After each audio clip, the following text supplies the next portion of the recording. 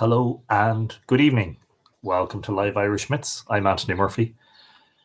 This is episode 95. Nocha is a cuig. Tonight we're back talking about the Dindshenchas again. In fact, we could talk about the Dindshenchas for many episodes. Hope you've been enjoying the episodes of late. Hope you had a nice weekend and a very good Sunday evening to you, or a Sunday morning, depending on where you are, maybe Sunday afternoon. On YouTube, Daisy Peters is the first of tonight's commenters. Kate Mila Falch and my dearest two of the MythFlix. Have a nice and blessed afternoon/evening. Such a great pleasure to participate in the chat. Hello, Daisy. Welcome back. Flower Child says, happy Sunday, everyone. Sending love from Las Vegas. Falch, Flower Child. Erica Bow says, Tranona what to all. Falch, Erica. Naomi Serafina says, Giariv Mocharja. I've been missing the live gatherings for a while due to work, but I managed to escape their clutches. Left a bewitched lump of firewood to take my place. Brilliant. Thanks, Naomi. You're very welcome along. Mandy McCurl says, hello, everyone. Beautiful day here on the Isle of Mull. Just sublime. Good evening, Mandy. Erica Rivertree says, Banachty, Louisville, Kentucky. Hello, Erica. Falche. Jess Mulligan says, hello to all listening with the girls today. Hope you're all having a lovely Sunday afternoon. All good so far, Jess. Welcome to you and to the girls. Jackie Stevenson says, hello, Anthony and the two. Ready for another great episode from sunny California. Brilliant stuff. And on Facebook, Pat Rowan is the first one in the house tonight. Good evening, Pat. How are you? Pat. Barbara Barney says, hi, Anthony Giacuich. Mark Gordon says, good day. Falcha, Mark. Steve Martinson says, hello, MythFlix clan and dear Anthony. Falcha, Steve, hello. Jerry Andrade says, evening, Anthony and Tua. Hope everyone is okay. More than okay. Good form. Margaret Ring is watching. Hello, Margaret. Judy McQueen says, good afternoon. Falcha. Janet Moran says, whoa, I'm on time. Hi. Hello, Janet. Terry Lynn Zahariah says, hello, Anthony from sunny Colorado. Nice to have Colorado in the house, Terry Lynn. Falcha. Rosalinda Calkin says, greetings, Anthony from Los Angeles in California. Falcha. Trononawa, Rosalinda. Elaine Dent Lingenfelter says, along again from Whitney, Texas. Great to have you, Elaine. Alwyn Roy Badziak says, hi, Anthony Giaguich. Jules Cousin says, hello. Giaguich. Falcha, Jules. Katie McMahon says, waves from Michigan. Banachti, Katie. Nancy Elliott says, good afternoon from Maine. Falcha. Nick Eska Casterton says, hi, Anthony. I hope you've had a nice weekend too. Hello, too. I hope you're all okay. Hello, Nick. Welcome back. Francis Smith is in Slane. Says, hi, all. MythFlix clan. Falcha, Francis. Nice to see you. Megan Walters says, hi, everyone. Falcha, Megan. Thank you. Jason says, hi, Anthony. Tell Daisy Rivertree I missed the Irish Rover in Louisville. Best Irish pub in Kentucky. I'm sure she's listening on YouTube as we say that. Margaret Ring says, good evening, Anthony, and all the lovely Tua. Falcha, Margaret. Thank you for tuning in. Cindy Daniels Graven is watching. Hello, Cindy. Welcome back. Kimberly Halligan says, hi from sunny New York. The sun, as you can see, has just come out here.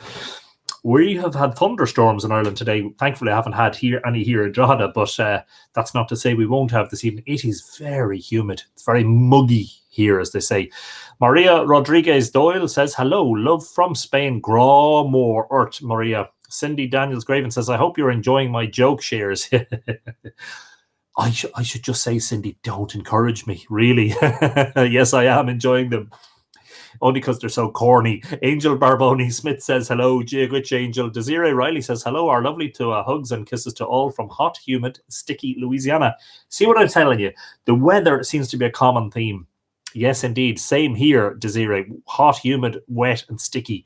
Dean T says, Rainbows all group. Anthony, love that pup. Yeah, he has a bit of a limp in his front left paw, but other than that, he's in good form. Julie King says, have my mini Irish kings, Connor and Cormac, with me tonight. Ah, you're not the only one. That's not the same. No, sorry.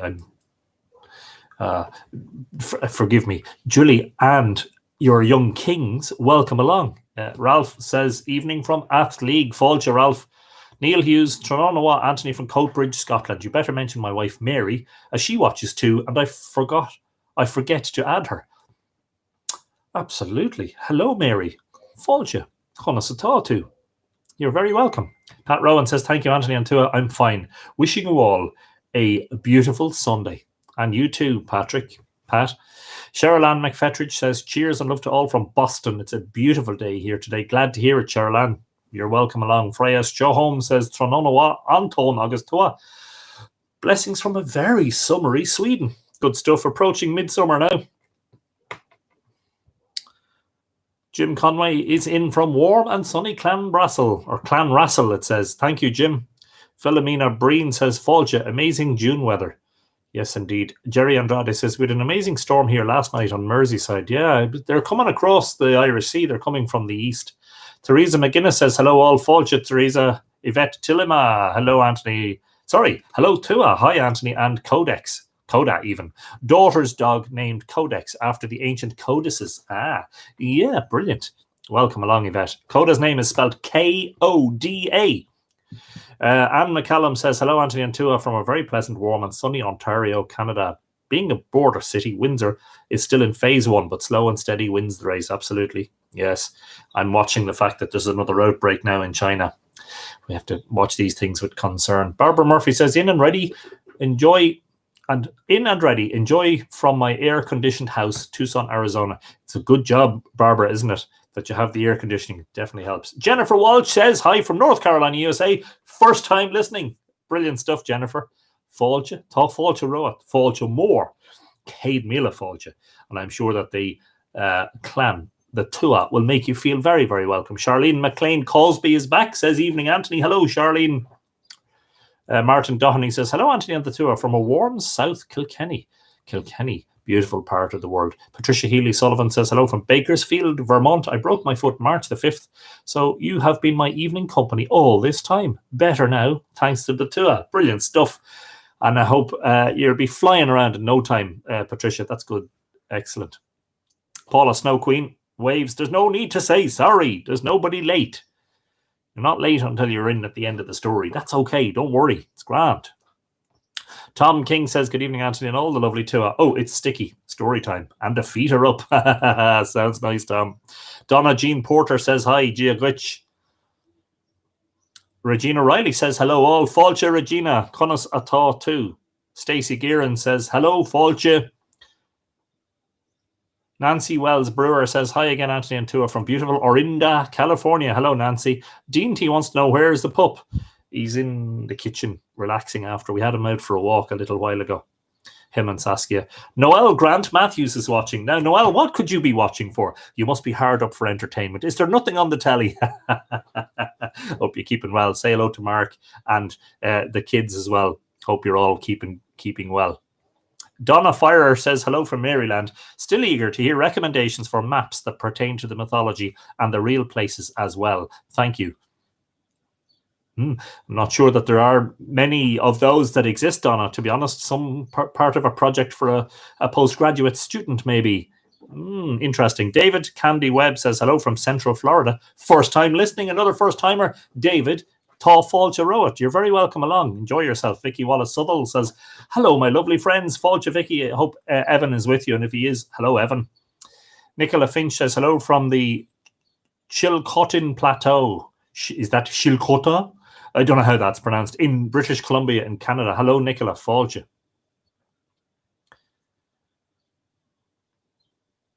Paul Campbell says, I could see the lightning show in Munster last night from Galway City. Yeah. Oh, I missed it, thankfully. I was asleep in my bed.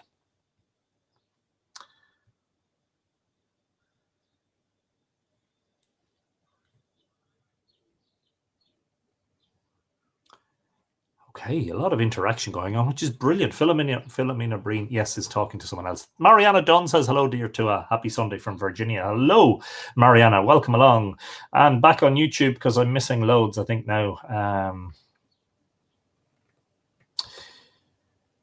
Merit Braun says, good evening from Switzerland. Fáilte, Merit, hello to you. John Main says, Banachty from a cold San Francisco. Good evening, John, or good afternoon to you, or good morning, Fáilte. The full Irish GK says, Fáilte all. Fine evening on the sod. Not bad, and at least it's gotten a bit of a soaking now that the grass is growing again. Erica Rivertree says, the Irish Rover is indeed the best Irish pub in Kentucky. So there you go. The Bunny Bond says, I'm Stacey on Facebook. I'm here too. Some people like to watch on both simultaneously. Interesting. And I think we're up to date, believe it or not. Yeah, good. Lovely photo of Coda. Yeah, he was in here, and we were petting him, and he put his paws up on the chair, and he just looked like he was ready to go. So we took a picture of him.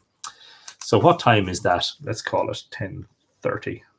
We're back on the Dindshenchas tonight, the metrical Dindshenchas. And there's so much, there really is. I told you before, there's enough material to keep a student of mythology busy for several lifetimes. And that's just Irish material. I'm just talking about Irish manuscripts, Irish stories, folklore, etc., etc., annals, poetry collections,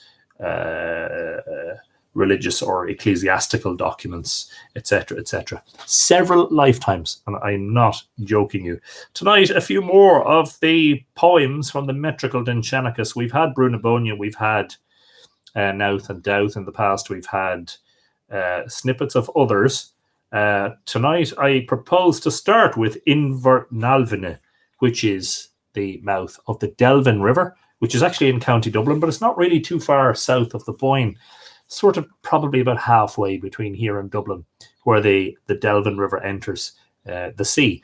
Long T Menno C says, greetings, Anthony and fellow tour, recovering from 2 slices of apple cake and ready for another MythFlix adventure.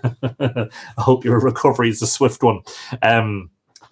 Inveralvin is interesting because there is still located in the vicinity a cluster of passage tombs at Knocknagin and at the Delvin estuary. 1 or 2 that were previously up on higher land that the stones have fallen down onto the beach now due to coastal erosion.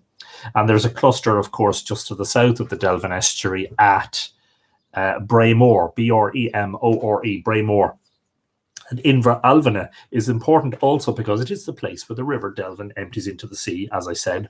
But the River Delvin is associated with Fornox because it is the river that is closest to the Fornox complex. Hence, do you remember we had the episode where we were talking about Lochar Alva, the old name of the Fornox complex or that area? Inveralvine is the Delvin estuary, and Lochar Alva is the rushy place or the marshes of Alva. Raymond Lawson says, hello, I'm late, just ate lunch. That seems to be a common theme this evening too. People who've just eaten. That's perfectly okay. I hope that this storytelling aids your digestion. Raymond, you're very welcome. Sandra Peterson says, sorry I'm late. Hello to everyone. No brown zone. No need to apologize, Sandra. You're very welcome along. And sure, we haven't even started reading yet, so it's grand. Not to worry. Invernalvine. O men of Murid, bright honour, among any headstrong company, I shall tell you in my warm dwelling the cunning story of Alvine. There was once a prince. Bernie Courtney says hi to everyone. Thunder here in Mayo. Yes. Keep it over there if you don't mind, Bernie. Hope you're having a good evening despite the noise, the rattles. It threatened here for a little bit, but it's quite bright here at the moment, so we keep the fingers crossed that it remains that way until sunset.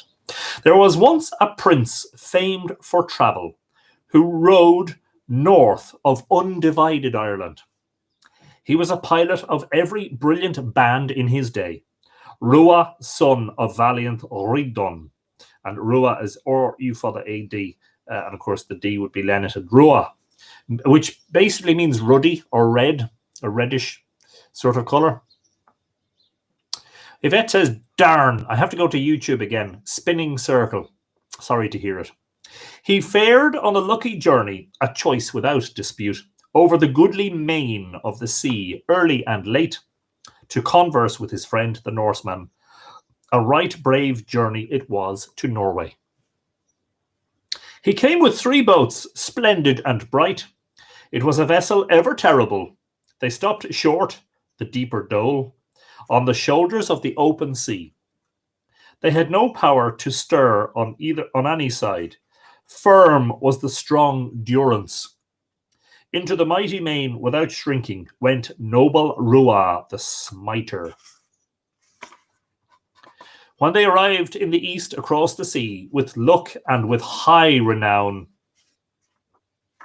Sorry, I missed a page. Oh, careful. Oh, did you see what happened there? That could have been interesting. When he hastened to cut loose the ship in truth, through the salt depths of the sea's treacherous waters, he found in the secret spot he swam to 9 female forms, fair and firm. They said to him in pure, clear strains, this it was that delayed him. And there is a series of ellipses. There are actually 4 lines missing. The last 2 of this quatrain and the first 2 of the next. 9 women of them, excellent and strong. Hard it was to approach them. So he's basically he's coming to Ireland in the ship and they can't get any closer. And he leaves the ship out at sea and he swims towards the coast and he finds in the waters 9 female forms. He slept 9 nights with the women, without gloom, without tearful lament, under the sea, free from waves, on 9 beds of bronze. Though a woman of them was with child by him, it was a disfigurement of a little space.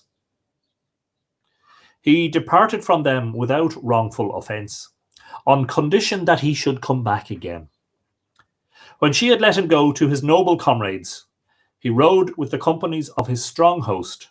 It was a happy start, no short space, till he reached Norway of pure valour. When they arrived in the east across the sea, with luck and with high renown, they remained 7 years seeking fame, and his friend triumphant. Lloyd Stillwell doesn't want anybody to know that he's late, so we're not going to mention it. Lloyd, you're very welcome. Thereafter, Rua of the Spears went his way across the waters, the noble youth, keen and slender, from the east over the strong, pure billows of the sea, till he reached the level plain of Erin. False was the lawful prince. It was no right judgment nor honourable act not to go to the women across the smooth water in the same way as he promised.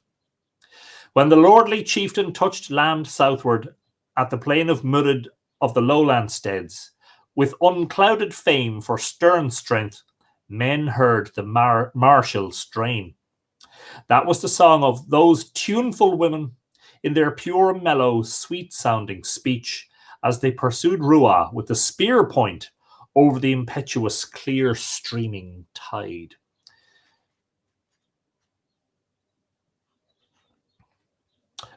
Interestingly here, this appears to be basically talking about mermaids. They sailed a boat of flawless metal. It was no ellipsis, black hull of morning. 9 of them, fierce, radiant and bright, to high Inver Alvine. An evil deed then wrought a woman of them with no unconscious burden, even the slaying of the son of Rua, strong and good, and her very own son. She made a cast with her son worse than any crime. It was a stain on his house for him on earth. She hurled him out in fair combat, so that he died the death. Then said that loud-voiced host, whom fierce Rua ellipsis possessed, all of them astounded at the open crime. Dreadful, dreadful was the deed. Hence comes a title free from envy, the name, not in deceit, however, of the river, whose fame we conceal not, even as we tell you, O men. If the name of your plain, pleasant pride, be the title long free from blame of combat, let it be called from the stout pillar, Muradach, son of Cormac. Or, if the instructed prefer to have an eye to glorious deeds of pride, they shall call it Builia, of good that is not dumb, from Moriath, wife of Lovry. Lovry the mariner, with terrible limbs, came to a huge mail-clad people, ellipsis, the bloody plain, a man of war. she was his wife, the youthful Moriath. Moriath, great honour she deserved about the spot, with the host that cleared her woods. When she visited it, she brought no ill luck, as is related. Amen. There you go. That's Inver Alvina. Now, some other choices. Yes, Alvu I want to do, but I also want to do Slania and Nos or Nace. So those of you who are familiar with Nace will also know that it is named after a goddess. Nos, N-A fada S. Typical of the Anglicizations, sometimes they have to make it fancier. They don't like Nos, so they change it to Nace. Nos being a sister of Bui, who was buried at Nouth. So Nos actually follows straight after the Canova or the Nouth poem in the Dindshenchas. Dindshenchas, as it is pronounced in modern Irish. So this is Nos or Nace, and the town of Nace is in County Kildare. Rory, son of Cailche of the flocks, was no faint splendour swift passing yonder. Father-in-law of Lugh, with tale of ships, with prowess of feats in war and slaying of foreign foemen. So, he's Lugh's father-in-law. Spelling N-A fada S. Or actually, it's spelled here without the fada on the A. N-A-S. The two daughters of Rory, the king of Britain, of conquering white-clad forces, were the two wives of Lugh. Fruitfulness came to them, Bui of the Brew, who we mentioned in the poem about Nouth, and the modest Nas, or Nos. Nos, or Nace, as it is anglicised. Nos, mother of Ivic, I-B-I-C, Ivic of the horses, claims of right the brow and the beauty of the spot. Since she is gone with the noise of combat, how should ye know at all the spot where she died? Nora Gaffney O'Connor says, hello, my lovelies, just up off the beach. How are ye, Anthony and Tua? Doing fine. It's a lovely, mild, muggy, humid evening for it, Nora. Welcome along. Jacinta Paisley says, hi all, late again. Don't worry, we've only just started, but you're very welcome along. Nos took in her hand a deed unwise. Truth and not folly, death overwhelmed her. 'Tis from her Nos was named, or Nace, as we said, in anglicised N-A-A-S. Famous perpetually for stern law. Nos of the Leinsterman, bright with splendid bounty. 'Tis there the lady was buried. From her it is called with clear certitude. The lore of the ancient hides not this. Ní chail shen shamachas na shen. Her sister was at Canova, free from ravage. After the havoc of her shelter and her precinct, not tardily came the death dirge for the lady. 'Tis there Bui abode and was buried. Canova is the hill of Bui of the battles. The pillaging violence of hosts does not wreck it. But 'tis it that, for repose from fatigue of fierce deeds, is the lofty hold of the fiery kings. Now, interestingly, Nouth did serve in the early medieval period as the base for the kings of the Kingdom of Northern Brega. And indeed, there was a fortification built on top of Nouth Mount. And it says here, it was the lofty hold of the fiery kings.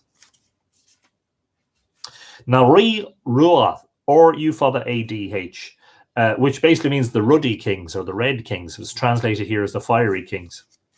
The hosts of the pure Gaels came to bewail the women from the brew. From Talchu, where she raised a fire, thence they came with Lugh.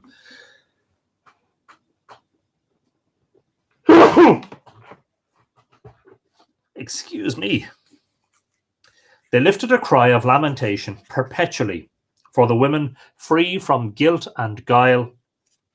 The game of wounds was waged by them, untimely in no merry wise. Thence grew the boasted gathering, It is not an empty lamentation with the lips.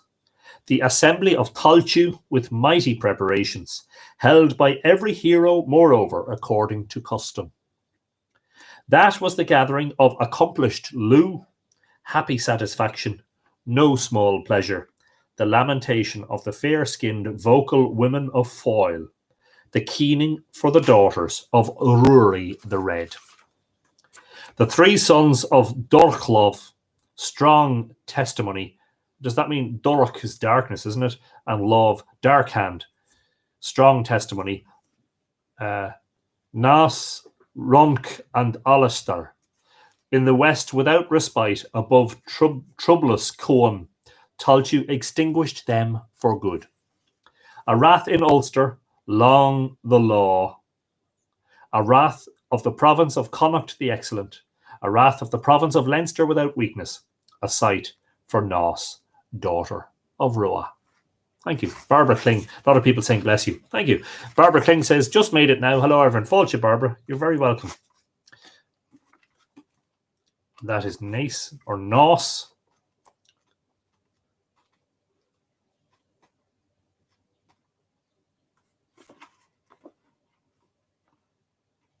Would you like to hear the story of Athlone? I don't know if any of you are familiar with Athlone in County... Athlone is County Westmeath. Yes, it is. I had to check myself there for a second. Loam,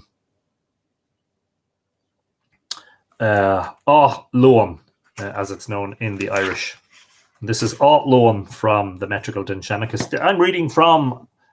This is volume 3 or part 3 of the Metrical Dindshenchas, translated by Edward Gwynn. This is one of the forgotten books, facsimile reprints. Originally published in 1913, over a century ago, 107 years ago. Loam, O thou that enterest the plain of Maeve, thy lays shall be fully remembered. Declare to the King of the Wrath, in my poor dwelling, the story of Loam of the goodly champions. Loam, what is the haunch that lies buried there? Whence comes the sure clear name? It was called Moor, and basically Moor means the big ford. And A for the TH, is a ford, a crossing point of a river. My own town, not the one I own because I don't own it, the one I live in. Drogheda, Druchit Áha means the bridge at the ford. Druchit Áha. And is found in many, many Irish place names. It was called Moor, the big ford, free from the craven spirit of defeat, till it came by a change of appellation. Francis Tute and Julianne Osborne are also watching. And Regina says, yes, please, I was born there. So there you go. Regina is from Athlone. And we're telling her the story. There, Bernie Courtney says it's half in Roscommon too. I wondered about that. Because Drogheda, in the 1970s, the Boyne was the division of the counties. All of the northern part of Drogheda, north of the Boyne, was in County Louth, and all of the southern part was in County Meath. But of late, they've been messing around with the county boundaries, and most of Drogheda is now in County Louth. A queen, strong in prowess of a famous host, gained the sovereignty of strong Connacht, whose bitter name, spread far and wide, was Maeve, daughter of Jochu Fedlach. Sean's Bar in Athlone is the oldest pub in Ireland, says Ralph Waldron. Paul says, how is it the text is a mirror image? It's simply because I cannot mirror the selfie camera on the phone. It shows everything back to front, unfortunately. There you go. Apparently, only iPhones can mirror the selfie camera, not Android phones. So there you go.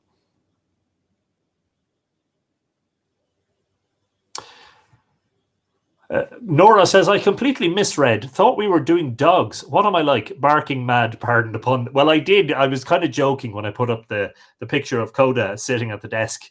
You know that he was going to take control tonight. And if he had his way, the subject would be dogs in Irish mythology.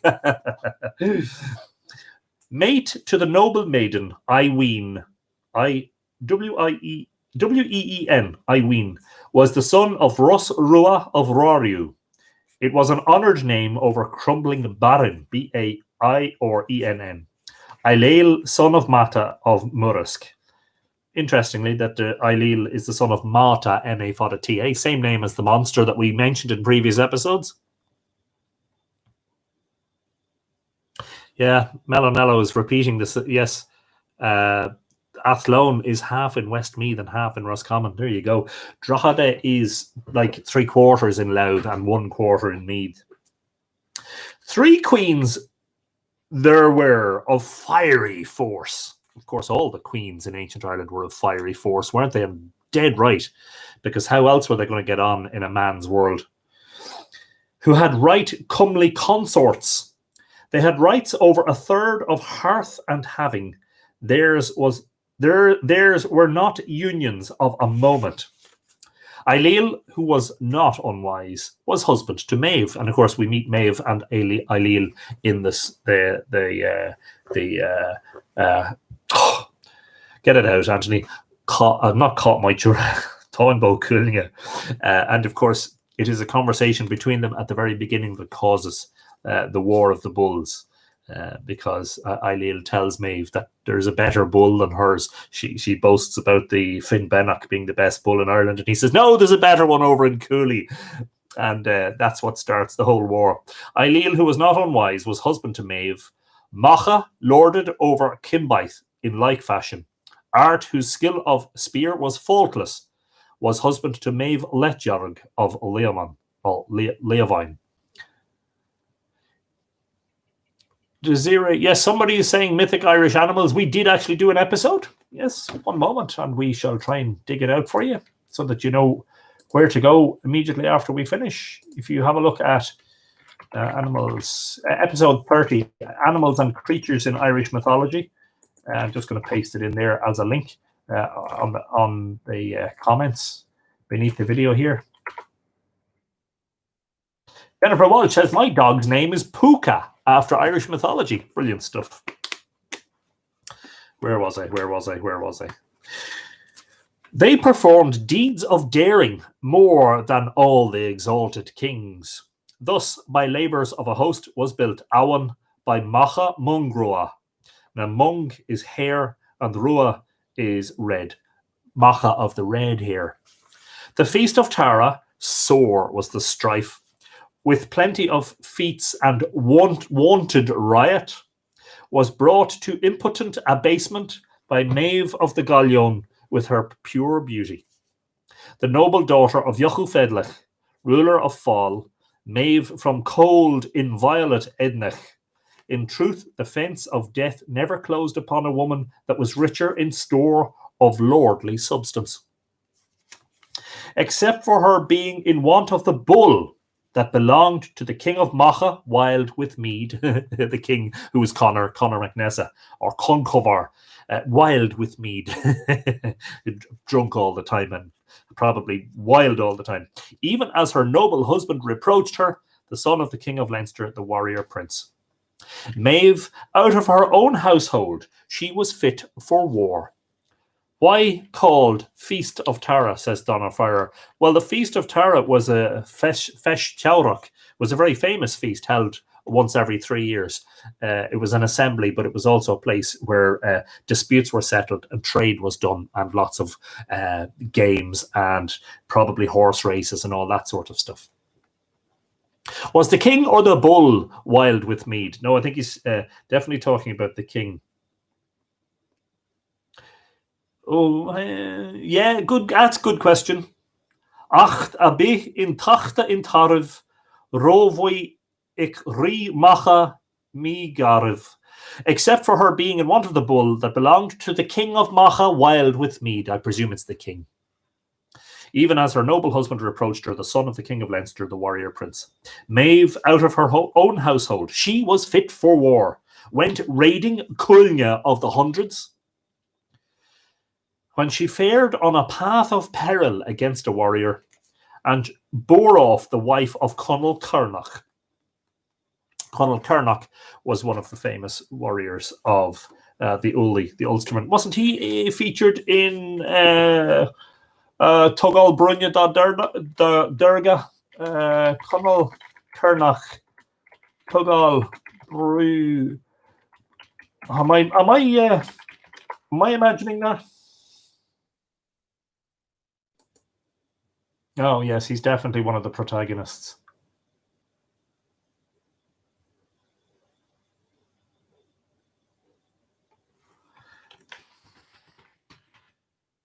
Conor Amor, Da Derga, Makecht, Conal Kernock, Ingale Kayak, Fairfleith, etc., etc. Yes, indeed. Clouds of blood will come to you. Do you remember that? Says you, how could we forget? What do you see? Not difficult that. When they had plundered pleasant Coolney, which is the Cooley Peninsula here in County Louth, that peninsula, that mountainous peninsula that juts out into the Irish Sea, by proud and pitiless doings, they changed their goal to entrap the bull of Dara, son of Fiachru. Jim Conway is asking what is meant by the hundreds. I wondered about that, Jim. Went raiding Coolney of the hundreds for Oregon Coolney Cheteg. I have no idea. Does it mean hundreds of warriors? I presume it does. I think it's probably referring to the warriors of Ulster. Patricia Langton is watching. Hello, Patricia Falche.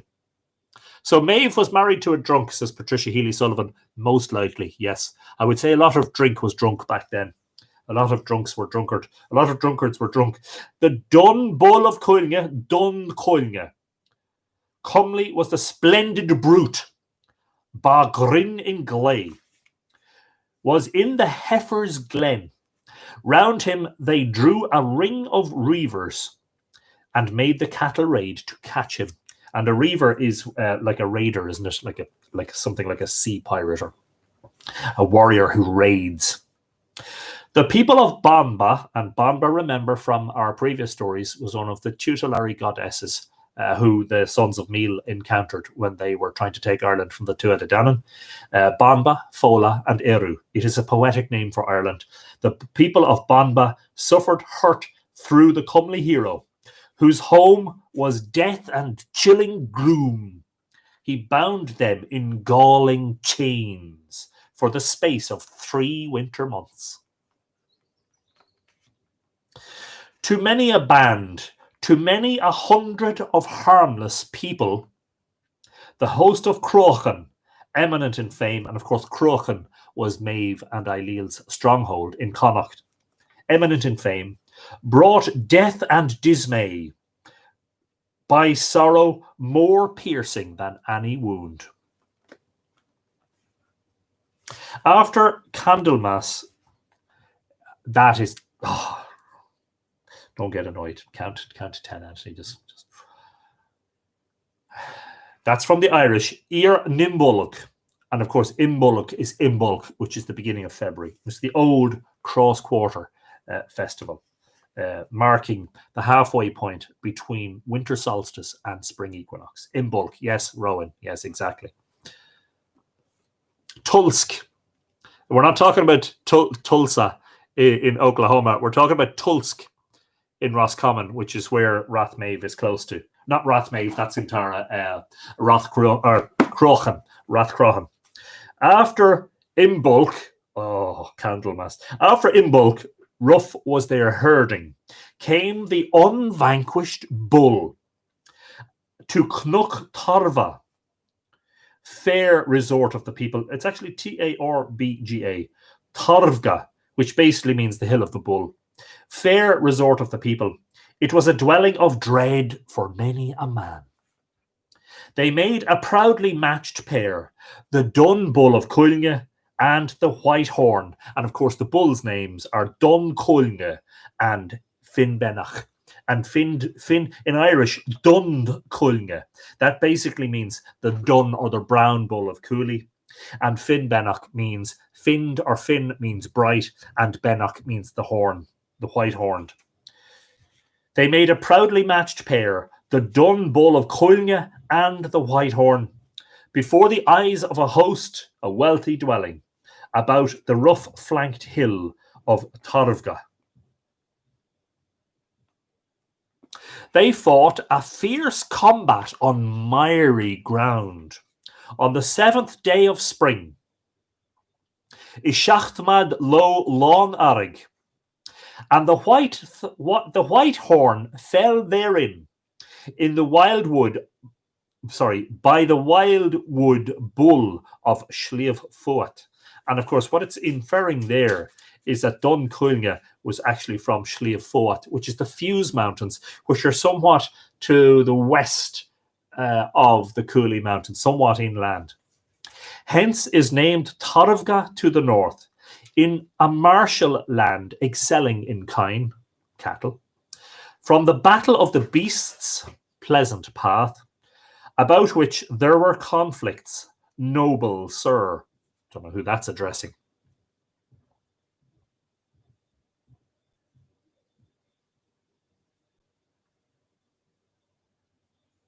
Yeah, I wouldn't.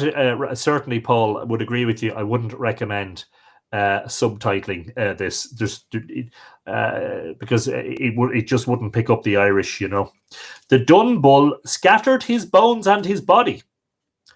Ruscoil achnava is a corp. Basically, the bulls fought. Of course, this is part of the Toynbee Coolge. The bulls fought, and the brown bull of Cooley, Dun Coilne, won and killed the Finnbenach. And actually, what happened was, the brown bull scattered his bones and his bodies. Ruscoil achnava is a corp. Knova being bones and a corp being his body. He bore each limb to a famous spot. Ruck koch maga kohard fort. He carried with him to Moor, where they abide, his chine and his thigh, alone agus a lorach. Chine? Sorry, forgive me. I tend to have to look up some of this antiquated English. Gets on my nerves sometimes, actually. It's not even in the bloody dictionary. What part of an animal is the chine? Now Google is trying to say, what part of an animal is the china? No! I said chine, C-H-I-N-E. I want to know what animals are doing in China. Does anybody know what? No. Let's go back. Let's go back a step. Let's do what I always do and translate from the Dictionary of the Irish Language, dil.ie. Let's look for the Irish words. Alone. Yes, it's another dismemberment story. Donna is exactly right, and it's very like the Mata in a way. And that, by the way, makes it a very, very ancient Indo-European creation myth.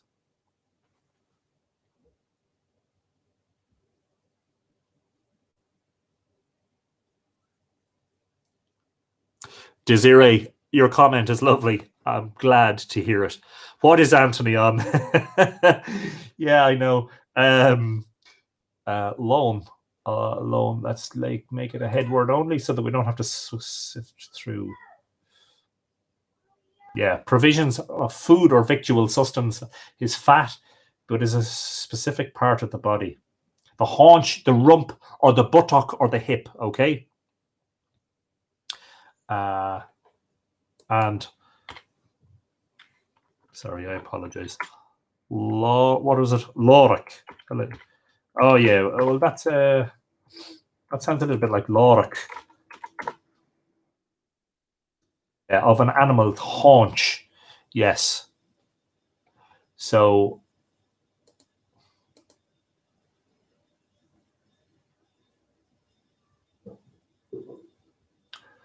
the rump or the hip and the haunch was actually two words for the same thing, really, isn't it? Backbone. Somebody says, thank you. Chine is a backbone. Loads of people suddenly. You see, it takes a few minutes for the comments to catch up here. Thank you. I'll have to retranslate all this stuff at some stage, won't I? I know that somebody's been doing that. Story Archaeology is a very good site. They've done a number of up-to-date, more modern English translations of the Dindshenchas, which is great. Can you review this part, please, about the parts? The Dun bull scattered the bones and the body of Finnbenach. He bore each limb to a famous spot. In other words, he brought the parts to different famous places. He carried with him to aught more, where they abide, his chine on his thigh, or his backbone and his haunch. The noble name clung to it perpetually thenceforth, loan of the vessels. Now Leicester.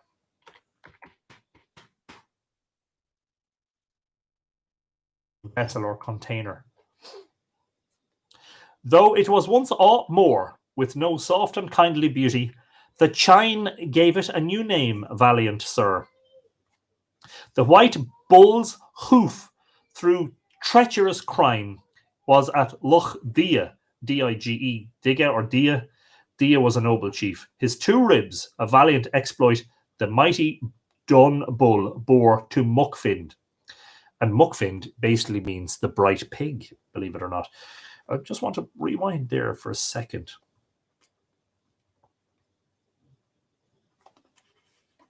Yeah, so Loan translates as the ford of the loins.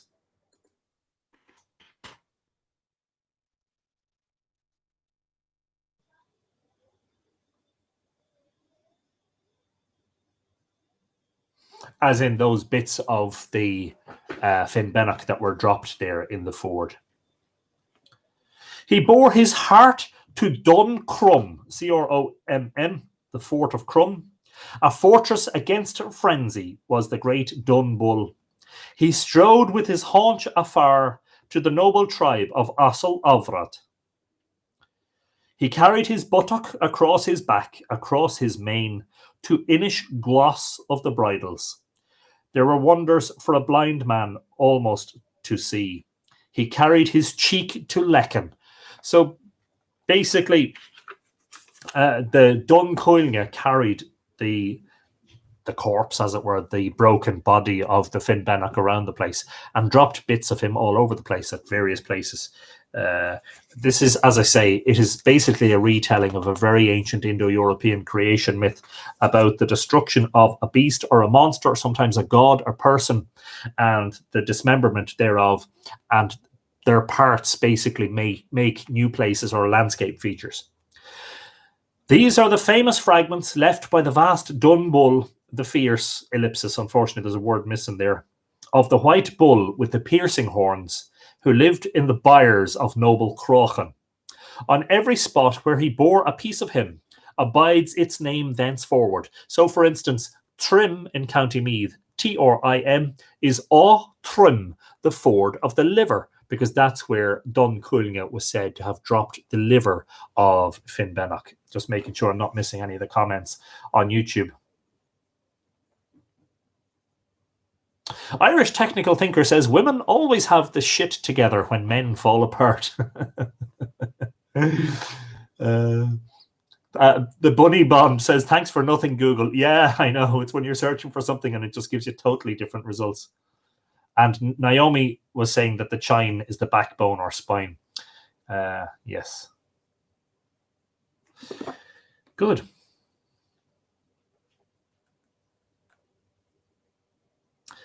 These are the famous fragments left by the vast Dun Bull, the fierce, of the white bull with the piercing horns, who lived in the byres of noble Crochan. On every spot where he bore a piece of him. Maybe these are all places where chalk or white quartz are found. I don't think so, Aaron. I really don't. It's a good idea, but I don't think so. There's a place also in County Louth called Eton Tariff or Drin Tariff, where the bull was said to have pawed the earth. On every spot where he bore a piece of him abides its name thenceforward, till the day of doom it enjoys fair fame beyond the haven of Annie Ford. Excellent, sir. I don't know who this poem was written for. O sinless Christ, love thou me for the sake of Mary thy mother.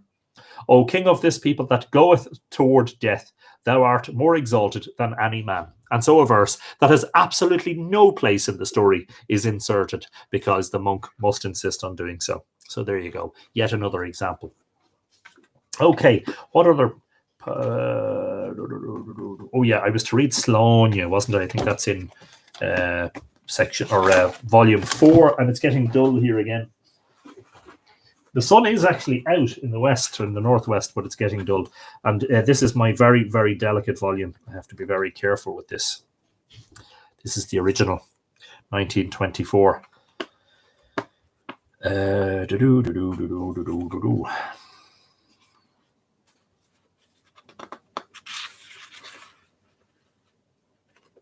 Slánne. That is Slane in County Meath. Some people who are watching are from Slane in County Meath. Francis, for instance. Helen Guinan has arrived.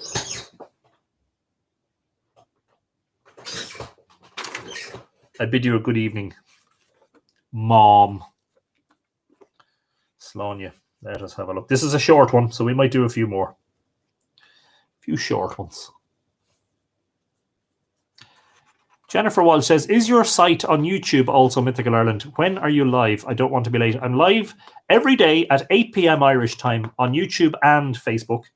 It's youtube.com/Mythical Ireland and facebook.com/Mythical Ireland, except Fridays when I broadcast at 7 p.m. 8 p.m. Irish time every day except for Friday.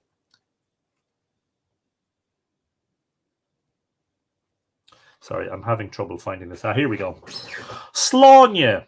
Whence the name? Not hard to say, ni answer. Slánne, king of the Firvolg, and their judge. By him was its wood cleared from the brew. In other words, it was Slánne who ordered the trees to be cut down at Brunibonia. Afterwards he died at Drumfor. Remember, we were talking about the names of hills before they became named by persons. Like Tara was Drumcane, the beautiful ridge. Fornox means the cold hills. And here we have Slane, Drumfor, which is called Dua Slánne, or the burial mound of Slánne, and was buried there. And from him the hill is named Slánne. Hence it was said, here died Slánne, lord of troops. Over him the mighty mound is reared. So the name of Slánne was given to the hill where he met his death in that chief abode. And what's fascinating about Slane is that there is a mound up on the summit. People who go there don't generally see it because it's nestled in among the trees, and they see all of the ecclesiastical ruins on the hill, and they miss the older one. It was said, like the Mill Mount in Drogheda, it was said to be a Norman moat or castle moat. But in fact, we know now, or we were pretty sure, that it wasn't actually built by the Normans, that it was a pre-existing ancient burial mound that was fortified by the Normans to build a castle moat on the top of. And here it is mentioned in the Dindshenchas as being the place where Slánne, king of the Firvolg, was buried. Now let's have a look if there's another poem that we can read. That was less of a poem, actually. That was more prose-like, wasn't it? Well, we can't read Talchu because it's too long, but I must come back. There's so much more. Ardwacha is too long as well.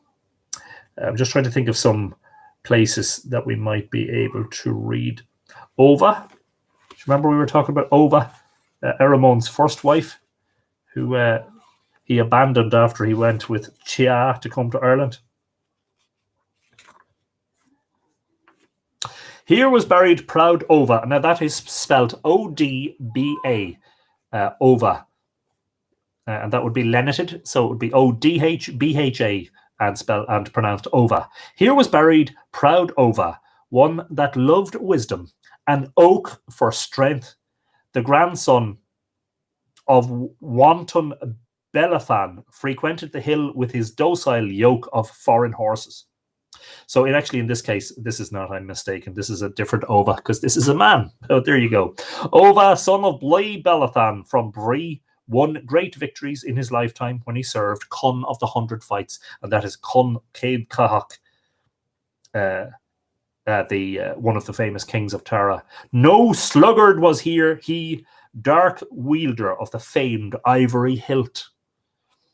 A swineherd shrewd of judgment was he, a frowning fortress, a fervent champion, a man quick of hand, a keeper of serried ranks, Ova the lamb-head wether that leads the flock. The spot where his grave was built was the noble pleasance of many a host. 'Tis right that he lies in the midst of the untroubled hosts from whom he sprang. So his name, higher than any cliff, clave to the strong land yonder, hence Ova of the many exploits is called. No staff unsustained was broken here. Ova, wife of Erimon, is there in the midst of her portion yonder.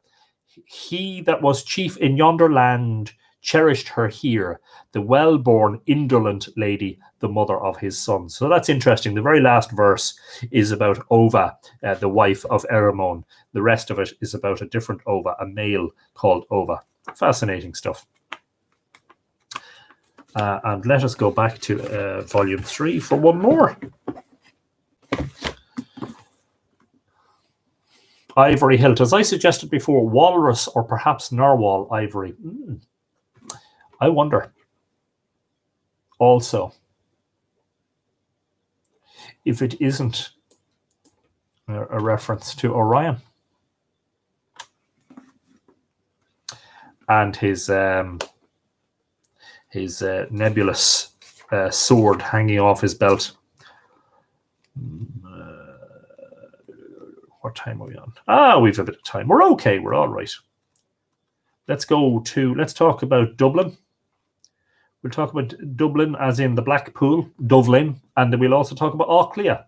Although I know we've mentioned Auchlia before for the monster, but anybody from Dublin might enjoy Dublin or Dublin, the Blackpool.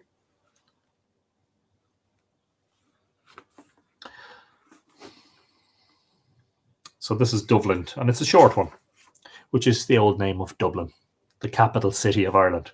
The daughter of Rodov, curly-haired, brave, son of Glas Glor, son of Glas Gavan, G-A-M-A-I-N, Gavan, was wife of Enna, son of Nos the Valiant, who settled in the meadows of Aethar.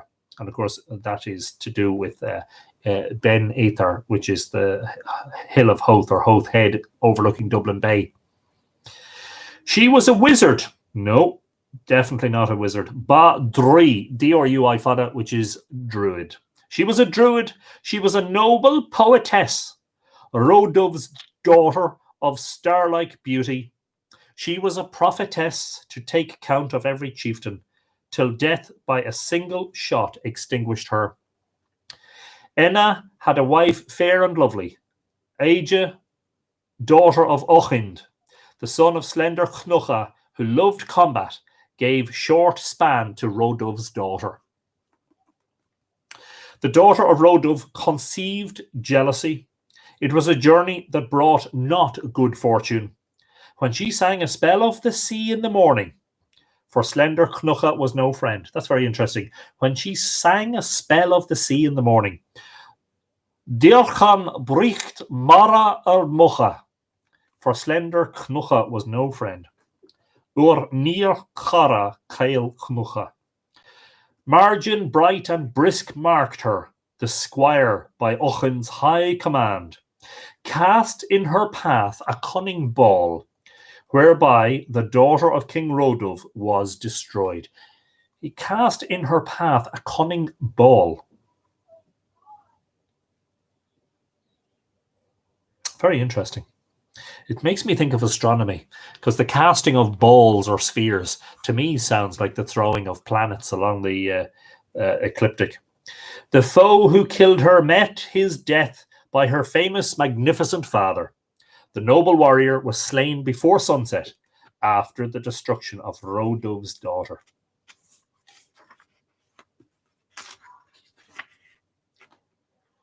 And that is it. One wonders, where is the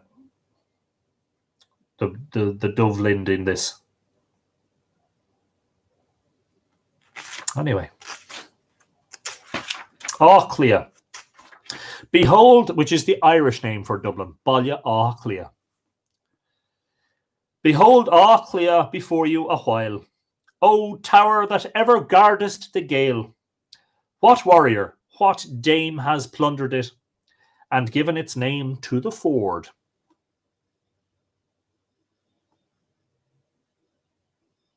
The sin of Adam's wife brought upon us the senseless, rough sporting beast, Long since had the seer foretold the beast that was on Lech Ben. And of course, this is all the way back to the story of Mata.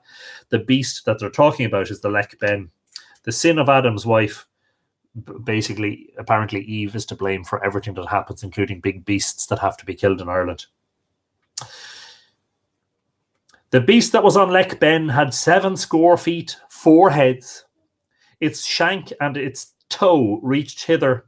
It licked up Boyne till it became a valley. The beast, when the narrow swelled, if thou art skilled among the numbers of the young, the strange beast, it found rest. It was slain on Brew Machindog. It was killed on the Brew of Machindog. It was killed at Brew Nabonia.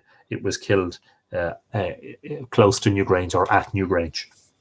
Who was the right that planted the palisade? In its great size, he set it in the ford. What is this palisade, we wonder?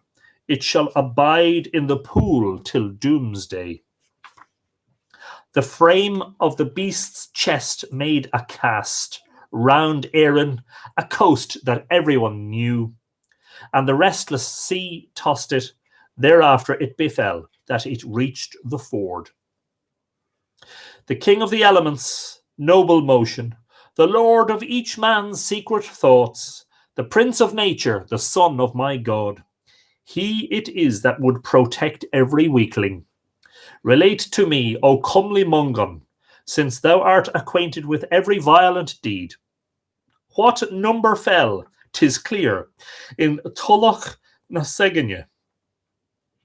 I'm not sure what that place is. Tulloch, it means Tully or Tulloch is like a peak or a hill. Na Seganya, is that somehow related to Segish?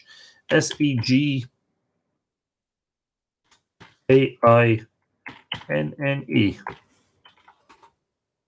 Zero results. Then you have to try and guess what the alternative spellings might be, and that's where it gets, I'll have to look that one up later. Oh my God, those drunk monks again, says Dean T. Yes, absolutely. O pride of Erin across 2 seas, O bright diadem whom all men know, thou rememberest, O light from Iona, the thing that set it in the ford. Some of it is quite obscure, as you've probably been seeing, but the monster's ribs formed the ford of Dublin, and that's where Auchlia comes from. Have we time for one more?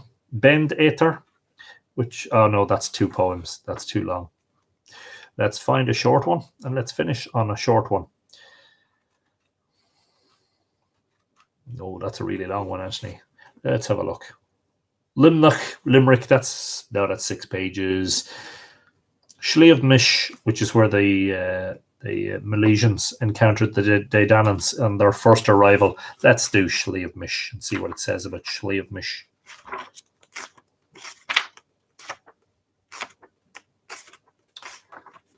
Sorry. Oh, I thought it was 280. No, what did it say? What am I on tonight? Somebody wants to know. I haven't a clue. Pass it round. Sliabh 240. I apologize. It would be pronounced Mish, not Miss. Mish. Sliabh Mish, daughter of mighty Morid, son of Carid, red sword, Clive Rua, red sword.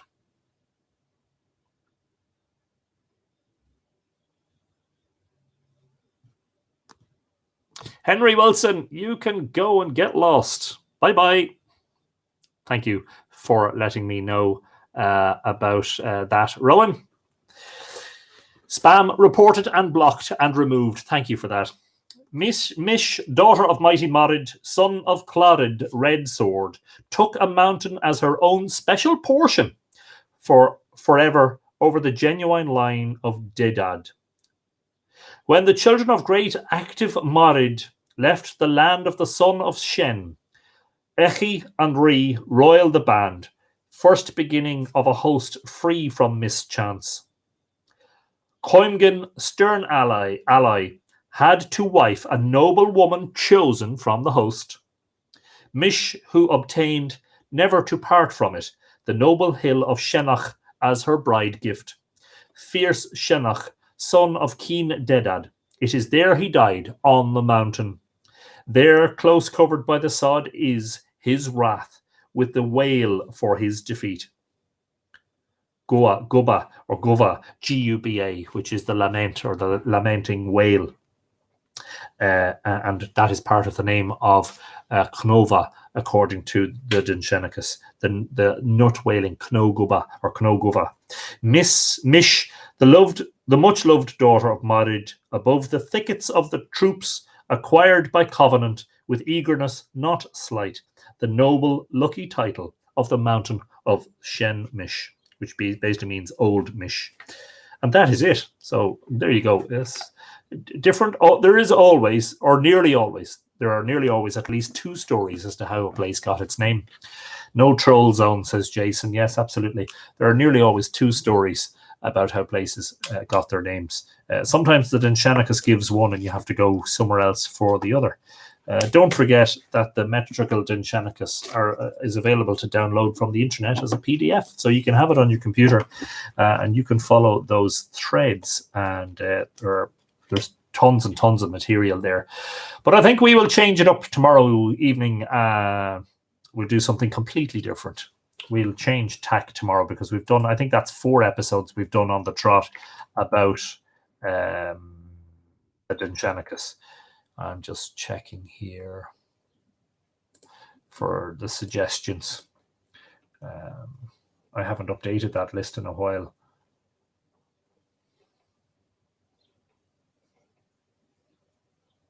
Yeah, we have to do the Toynbo Kulnya, but as I was saying, that's going to take a lot of episodes. The Myths of Newgrange, I think we kind of have covered that, haven't we?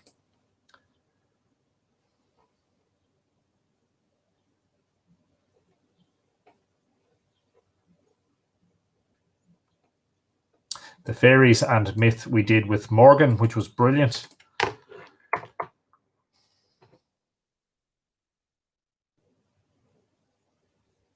Oh, there's lots of suggestions there that we can still do. Lots of stuff. So we'll be back tomorrow evening. Lots of fireflies around me, says Neil Melonello. Wow. See, it's so easy to see how they can be mistaken for fairies. So magical. Wonderful. I've never seen fireflies. Don't think we get them here in Ireland. Yeah, lots more to come tomorrow, again at 8 o'clock. Don't forget that episode 100, all going well, is next Friday evening. We'll have to have some sort of a special celebration then. Is there an episode on the Cailleach and Lough Crew, Jerry? Yes, there is. There was. That was episode number 8, believe it or not. And again, I refer you back to the blog post where they're all embedded. All previous episodes are embedded in that post. Just before we close, to say thanks, as usual, to my patrons, the Mythical Ireland patrons at patreon.com/Mythical Ireland. Thank you very much for your support. And if you're interested in becoming a patron of Mythical Ireland, check it out. I'm just pasting the link in there as a comment. Of course, there's no obligation on you to do so. And regardless of whether you're a patron or not, I'll be doing live Irish Myths. Hope everybody had a great weekend. And if you're still in the middle of the day on Sunday, have a great rest of the day. If there's any Australian viewers in the house, have a great day. It's only morning time there. And we'll talk to you again tomorrow evening. In the meantime, don't forget to keep washing your hands and using your hand sanitizer. Make sure to observe physical distancing when you're outside. And also, if you're going to be around any people at all, better to wear the mask that covers the nose and the mouth, as I do when I'm going into any of the shops here. It's gone very grey here now. Stay well, everybody. Yes, Rowan, exactly. Stay well. Come back to us tomorrow evening for more stories. And thank you always, always, always. Thank you for your wonderful company. In the meantime, I'm Anthony Murphy. Colasov, sound sleep. Ichawa, August Slán Gafol. Bye for now. We'll see you all tomorrow evening. Good luck. Bye-bye.